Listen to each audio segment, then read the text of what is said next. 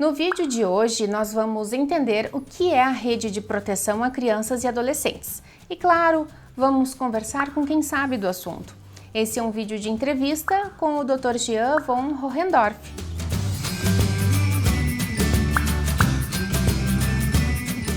Olá pessoal, hoje nós temos uma entrevista super importante para compartilhar com vocês. O tema é a rede de proteção de crianças e adolescentes. Nós vamos entender o que é e qual a importância dessa rede.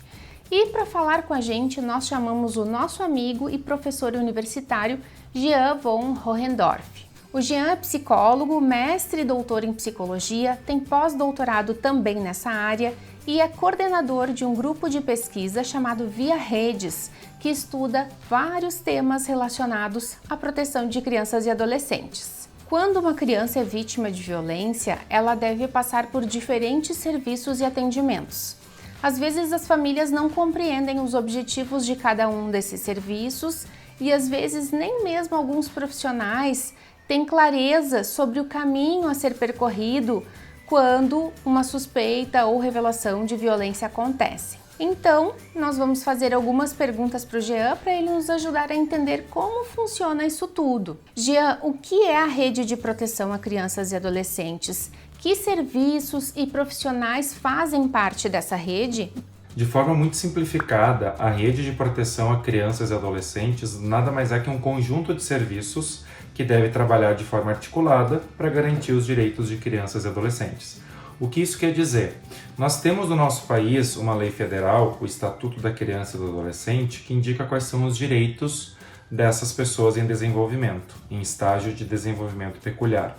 O que acontece? Toda vez que houver uma confirmação ou uma suspeita de que essas crianças estão sendo vítimas de algum tipo de violação de direitos, e vamos pegar aqui como exemplo uma violência, por exemplo, essa rede precisa ser acionada para cuidar dessa criança, para garantir a restituição dos seus direitos. Então nós temos o Conselho Tutelar como um dos serviços, as delegacias de atendimento a crianças e adolescentes, o Juizado da Infância e Juventude, o próprio Ministério Público. No âmbito do SUS, Sistema Único de Saúde, nós temos os hospitais gerais, que devem acolher essas crianças quando necessário. Nós temos os centros de atenção psicossocial para atendimento psicológico e psiquiátrico.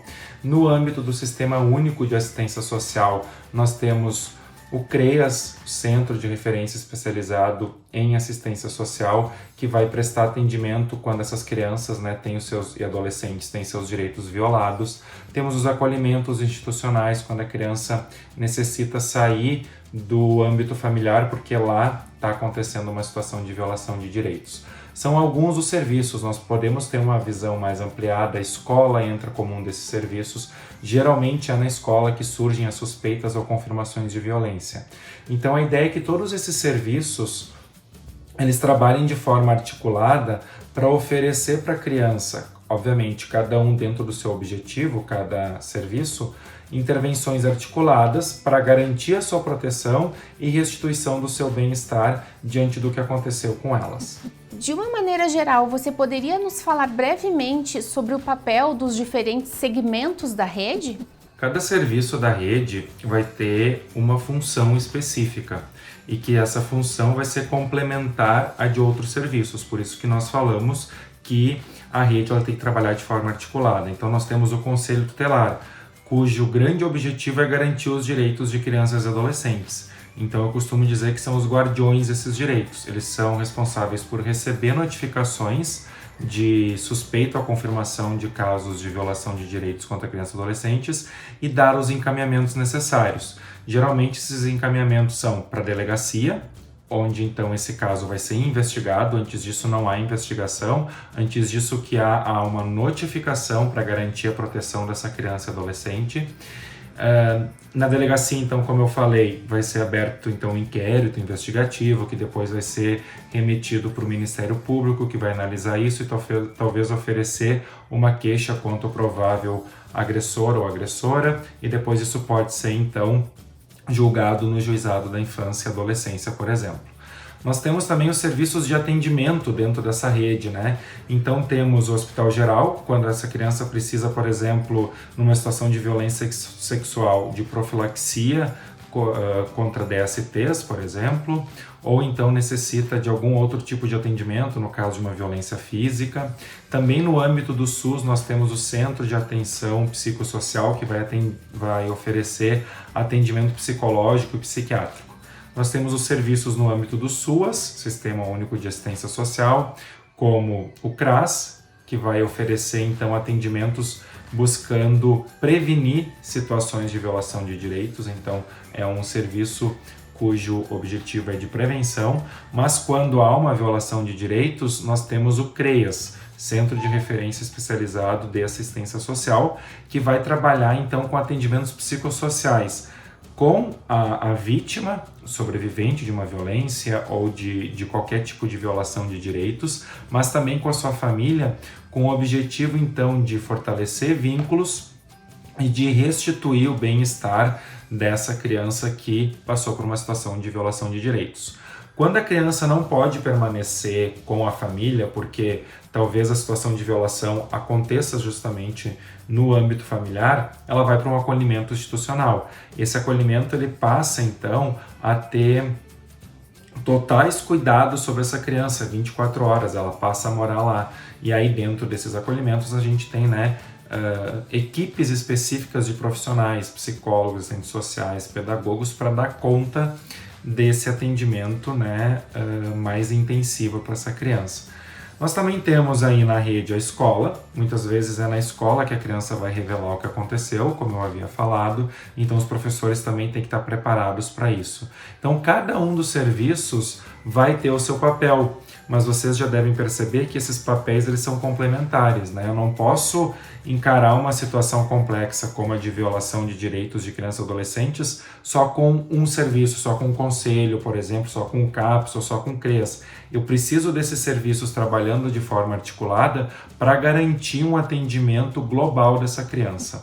Quando uma criança revela para alguém que sofreu uma violência, quais são os caminhos que devem ser percorridos e quem deve levar essa criança aos atendimentos e onde ela precisa ser levada? O artigo 13 do ECA, ele indica que todos os casos de suspeita ou confirmação de qualquer violação de direitos contra crianças e adolescentes devem ser notificados preferencialmente ao Conselho Tutelar. Então, quando nós temos uma suspeita, e aqui eu friso, suspeita, porque não é nosso papel fazer investigação, nós não somos delegados de polícia, nós temos então que remeter esse caso ao Conselho Tutelar. De que forma?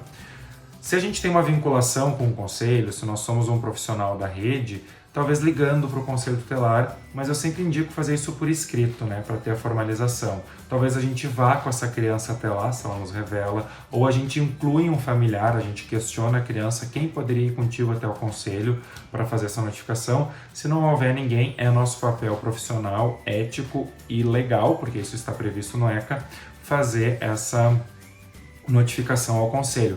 Veja bem, é uma notificação, A denúncia, que vai ser a peça processual que vai então indicar um provável agressor ou agressora, quem oferece é o Ministério Público, não somos nós. A notificação ela tem como principal objetivo fazer com que essa criança seja protegida. Então, quando uma criança ou ela revela para nós uma situação de violação de direitos, ou por meio de alguns comportamentos dela ou dos seus familiares, nós temos a suspeita, é a nossa obrigação, de novo, ética, legal, fazer a notificação ao Conselho Tutelar, ou nós temos também outras formas, o Disque 100, por exemplo, que é o Disque Direitos Humanos, que nós então discamos 100, isso vai dar numa central em Brasília, que vai receber essa notificação e remeter ao Conselho da cidade. Mas se há o Conselho na cidade, o Conselho Tutelar, a gente então recorre diretamente a ele, até porque a gente precisa dar maior celeridade possível nessa notificação para proteger essa criança o quanto antes, se ela realmente estiver numa situação de violação de direitos. Por que a rede é importante para a proteção das crianças? A rede ela é de suma importância para essas crianças. Pensando mesmo antes de acontecer uma situação de violência, como eu falei anteriormente, nós temos o CRAS, por exemplo, o Centro de Referência em Assistência Social, que vai trabalhar preventivamente. Então o CRAS ele pode trabalhar com famílias que se perceba que talvez possa acontecer uma violação de direitos para que não aconteça.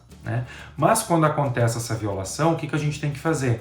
A gente precisa buscar proteger essa criança para que essa violação não continue acontecendo e ela possa, então, passar pelas intervenções necessárias para que ela tenha uma vida normal depois disso.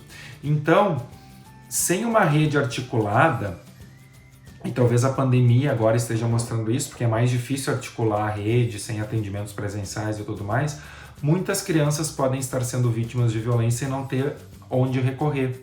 Porque, por exemplo, né, elas não estão indo para a escola. Não indo para a escola, elas não têm contato com pessoas, com figuras de referência que poderiam auxiliá-las, que são os professores. Quando elas buscam ajuda, elas vão até o conselho tutelar, isso é notificado e são feitos os encaminhamentos, é a rede que vai garantir os atendimentos para amenizar as possíveis consequências negativas dessa situação de violação de direitos. Então, por exemplo, uma criança que é vítima de violência física, é a rede que vai encaminhar é o conselho primeiro que vai encaminhar talvez para um hospital geral para verificar como é que está o estado de saúde física dessa criança. Os pais que estão utilizando de violência física vão ser encaminhados para um atendimento específico para que eles saibam o que utilizar para manejar o comportamento dos seus filhos, que não violência física, que, vamos lembrar, é proibido no nosso país, de acordo com a Lei Menino Bernardo, de 2014. Então, não há como nós pensarmos numa infância e adolescência protegida sem pensarmos em rede. E aí está a importância da rede. Ela vai cuidar daquelas, por mais clichê que isso possa parecer, de quem é o nosso futuro em termos de sociedade, que são as crianças de hoje. E quanto mais a rede for efetiva, mais ela estiver articulada, mais nós teremos adultos saudáveis. E é isso que nós queremos numa sociedade próspera. Gia, nos conte um pouco sobre as pesquisas realizadas no Via Redes, seu grupo de pesquisa, os principais resultados encontrados nos estudos que vocês realizam lá, para podermos conhecer um pouco mais da realidade e do que ainda precisamos avançar nessa área da proteção das crianças. O nosso grupo de pesquisa, o Via Redes, Violência, Infância, Adolescência e Atuação das Redes de Proteção de Atendimento, como o nome já diz, tem o objetivo de investigar situações de violência durante a infância e adolescência e principalmente a atuação dos serviços dessa rede de proteção. O nosso grupo ele é relativamente recente, nós começamos as pesquisas em 2017, mas nós já temos aí algumas pistas, né, do que está acontecendo na rede, pelo menos no contexto no qual a gente realiza essas pesquisas. Então nós percebemos as dificuldades em realizar a notificação, muitas vezes as notificações que são realizadas aos conselheiros tutelares carecem de informações, então é importante que o profissional, quando vai fazer a notificação, tente colocar o maior número de informações possíveis sobre quem é essa provável vítima, quem é o provável agressor, o que foi que fomentou essa notificação, se foi uma suspeita com base em quê, se foi uma confirmação, o que a criança relatou, por exemplo, se houve um relato da criança. Também percebemos a necessidade dos serviços estarem mais conectados, integrados. Ainda há uma dificuldade da rede funcionar como rede. E aí a gente pode problematizar isso pensando que são vários serviços, então é realmente complexo que isso aconteça. E uma coisa muito importante que deve acontecer é o estabelecimento de um fluxograma desses serviços na rede no município. Inclusive, né, uma lei aprovada recentemente, a 13.471 de 2017, ela indica isso, né, que é necessário que os serviços eles atuem de forma coordenada e para isso que tem um fluxograma no município. Também percebemos que em alguns serviços parece que essas situações de violência são delegadas para um profissional só. Então é uma situação traumática, então é o psicólogo que tem que trabalhar com isso, quando na verdade o psicólogo vai trabalhar com uma faceta dessa situação de violência, que é as possíveis consequências em termos de sintomas psicopatológicos e tudo mais. Também temos alguns outros estudos com vários serviços da rede mostrando o quanto ainda as últimas legislações, por exemplo, nós temos a Lei Menino Bernardo aprovada recentemente, 2014, nem tão recentemente assim, mas que ainda há um desconhecimento. Então tudo isso vai mostrando que, embora a gente esteja avançando, ainda é necessário um caminho pela frente. Mas isso que nós fazemos atualmente, que é verificar quais são essas deficiências da rede, problematizá-las e pensar em estratégias, e a Lei 13.431 de 2017 vem para isso, já é muito bom, porque mostra a nossa preocupação em daqui para frente sempre fazer melhor.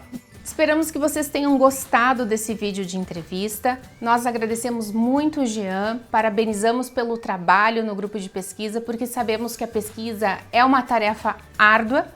E esperamos que vocês também se inscrevam aqui no nosso canal, no YouTube, e nos sigam também nas redes sociais, Facebook e Instagram. Obrigada!